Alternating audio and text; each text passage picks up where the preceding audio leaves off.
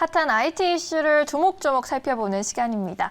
애플이 최근에 아이폰의 운영체제인 iOS를 업데이트하면서 맞춤형 광고를 위해서 사용자들을 추적하는 것을 차단하는 기능을 추가했다고 합니다.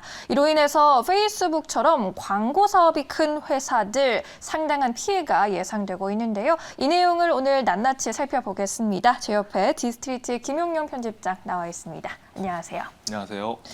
네, 먼저 애플이 새로 추가했다라는 이 기능, 사용자 추적 차단 기능이 어떤 건지부터 좀 설명을 부탁드릴게요. 네, 그 전에 먼저 사용자 추적 기능부터 이제 설명을 드리고 그다음 차단 기능을 설명드리면 이해가 좀 쉬울 것 같습니다.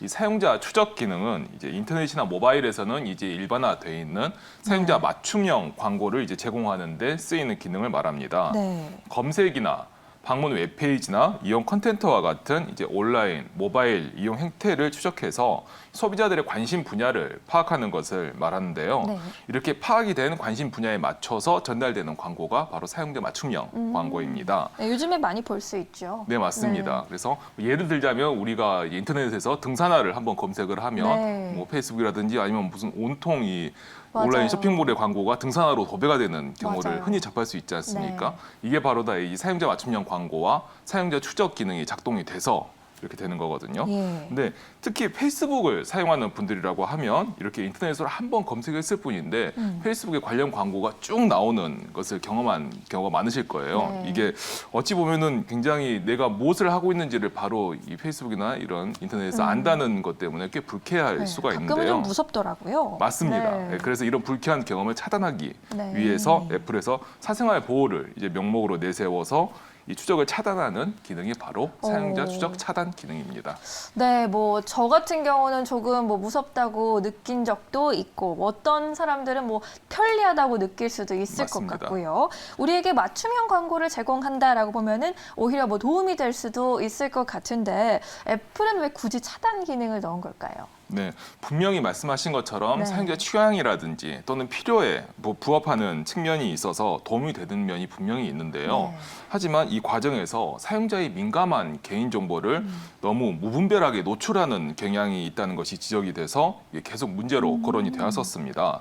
특히 이제 과거 미국 대선 때 이제 크게 문제가 된 적이 있는데요. 바로 페이스북이 사용자 개인정보를 이제 허술하게 관리를 해서 이제 케임브리지 애널리티카라고 하는 회사가 이 개인정보를 불법으로 취득을 해서 정치적 선전의 목적으로 활용한 경력이 있습니다. 그래서 이게 어찌 보면 이제 대선 뭐 개입 이와 같은 논란을 불러일으켜서 미국에서는 굉장히 큰 문제가 돼서 논란이 되기도 했었습니다. 그리고 이를 계기로 해서 온라인상의 개인정보 이슈도 굉장히 크게 부각이 됐었거든요. 그래서 이런 것 때문에 특히나 이 사생활 보호를 굉장히 중요시하는 애플이 이 같은 문제를 원천 봉쇄하기 위해서 사용자 추적 차단 기능을 이번에 추가한 것으로 관측이 되고 있습니다. 네, 뭐 미국도 그렇지만 사실 뭐 국내에서도 개인정보 유출 문제 굉장히 민감하고요. 많은 분들이 하루 이틀 걱정하는 것이 아니죠. 그런데 이제 말씀을 들어보면 이런 추적 차단 기능 때문에 광고 업계가 좀 직격탄을 맞지 않을까 싶은데 어떻습니까? 네, 맞습니다. 이제 방금 계속 얘기들이 이제 페이스북이 가장 대표적인 사례가 될 수 있는데요. 페이스북의 주요 매출원이 바로 광고이기 때문입니다. 애플이 사용자 추적 차단 기능을 추가했다고 맨 처음 밝혔을 때 가장 크게 반발한 것도 사실 페이스북입니다.